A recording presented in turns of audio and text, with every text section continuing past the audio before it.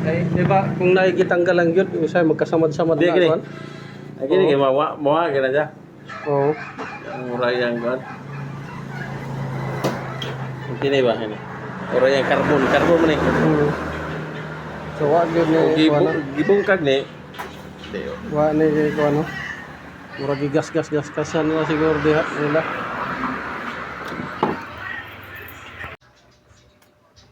So, ito guys.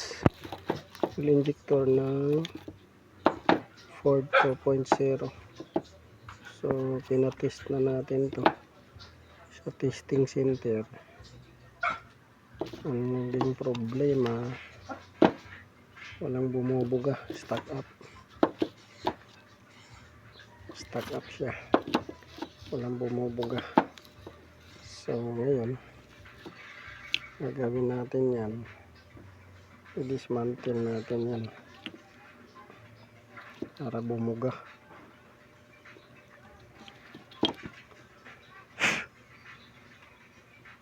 So dismantle natin yan para bumuga siya. Ito,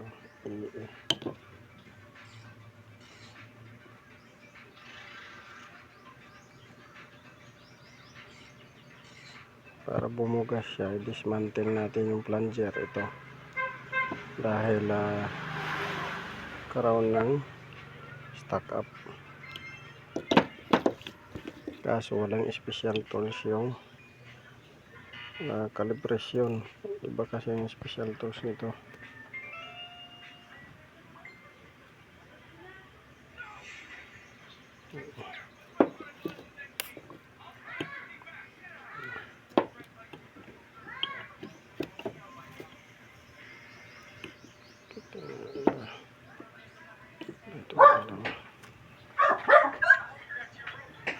So ito, titingnan natin to kasi bumabalik-balik yung issue. So hindi natin masungkit. Kuha tayo ng panungkit.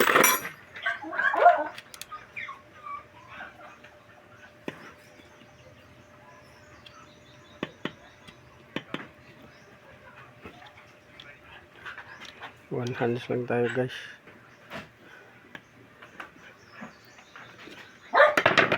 Natin.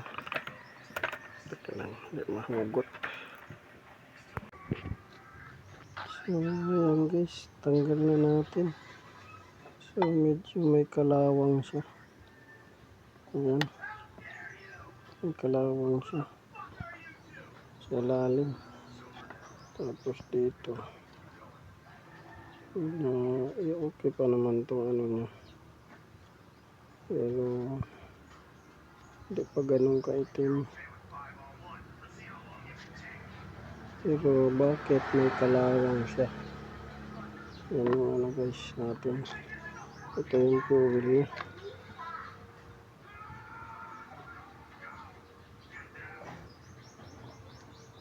Fuel.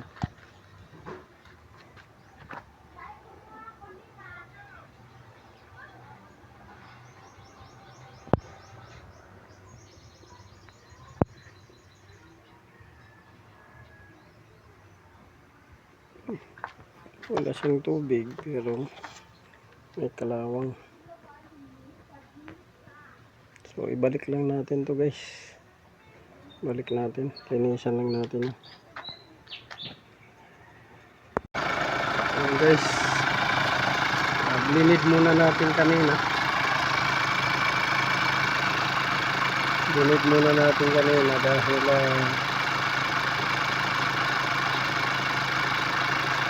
hindi na-bleed. So hirap anda rin pag may hangin. Mandar na siya.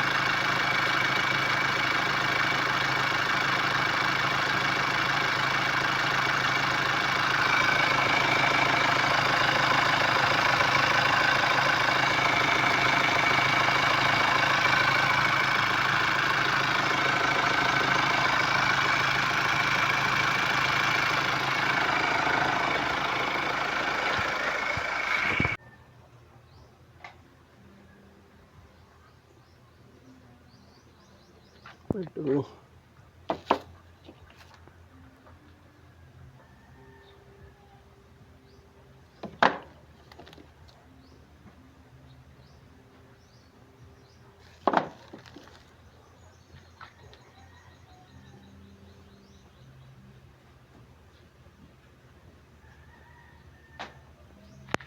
So ito na sir, tapos na yung injector.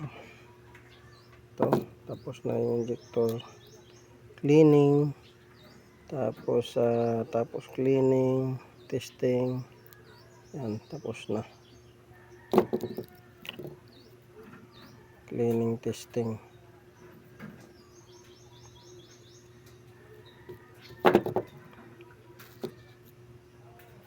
Ito, cleaning, testing, tapos mayroong mga pinalitan na parts. Yung valve niya,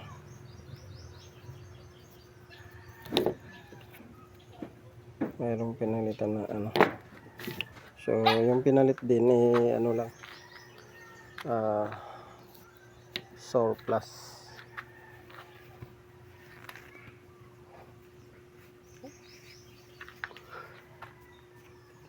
Para matest yung performance niya, pero kumana na yan doon sa ano, machine.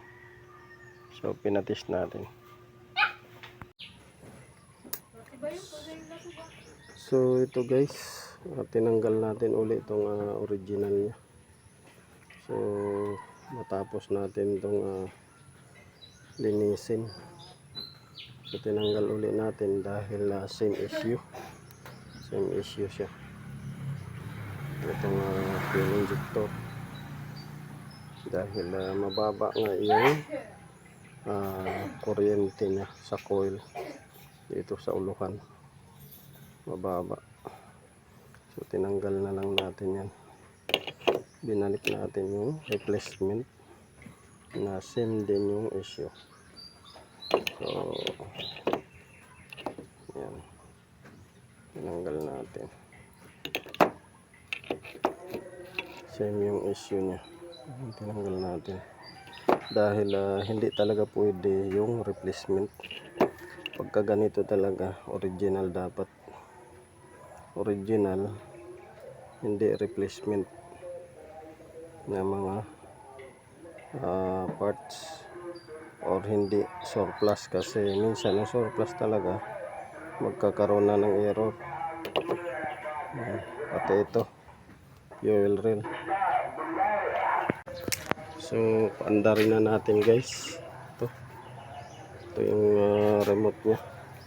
So paandarin na natin, ginabi tayo kahapon pagkabit. So paandarin natin kung kakaroon ba ng starting nya. Ang problema nito guys, kasi sira na yung original nya. Ngayon nilagyan ng surplus or I think replacement to. So magkaiba yung part number nya. So mayroon kasi tinatawag na superseded or upgraded na part number, pero kailangan original galing sa Ford, hindi yung iba yung ano, iba yung replacement. So ngayon paandarin natin kasi baka kailangan nating mag-bleed. So ignition on, umaandar naman kasi ito, pero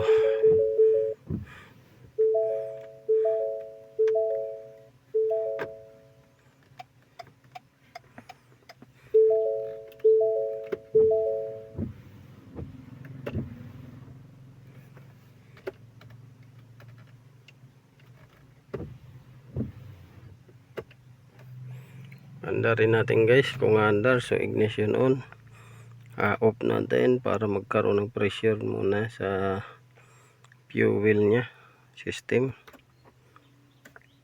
Ayun, so pandarin natin.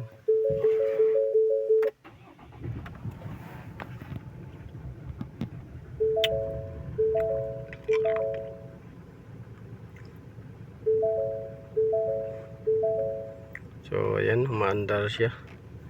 So wala siyang check engine. Ito yung ano niya, issue. Walang check engine pero nagle-limp mode siya. Yan. So ang ating ano ngayon ay tingnan natin kung ano. So nawala na yung power steering assist niya, problem. Dahil bago na yung kinabit na motor sa power steering. So ang naiwan na lang itong hell descent control fault, key battery low replace zone, pre-collision assist not available, may bangga kasi to, service advanced track, check brake system. Yun. So about sa brake lang yung naiwan ito. So ngayon naglinis tayo ng fuel filter. Tinignan natin bagong kabit yung fuel filter. Pangalawa yung injector. So may concern din ako dito guys about sa engine oil, kaya grabe talaga kay itim. So kailangan na i-change oil ulit ito. Tapos itong natin, itong problema sa limp mode. So yun, umandar naman siya guys. Binalik na lang natin yung replacement na surplus. So andar siya. Tingnan natin kung may power. So may power siya. Ayan. Pero kailangan natin change oil to ulit kasi iba yung parang magaspang yung andar ng makina. So yun, palitan natin ito ng 0W30 or 5W30 na polysynthetic. Request natin kasi baka may doon nagkakaroon ng problema sa kanyang oil pressure, kaya yung camshaft niya ay nagkakaroon ng problema rin. Tapos nagle-limp mode. So patay natin, tingnan natin kung mayroong check engine. Ang problema nito guys kasi ayaw talaga lumabas yung check engine. So may possible kasi na computer, bakit hindi naglalabas ng check engine. May possible rin kasi na doon sa mga binanggit ko. So yun, check natin to, may check engine. So ang problema nito ay doon sa limp mode lagi. So patay natin. So ito yung ayan, may check engine siya na lumalabas na icon, pero sa problem niya walang lumalabas. Ayun may nginig minsan. So accelerate natin kung mayroon pa power. So may power siya.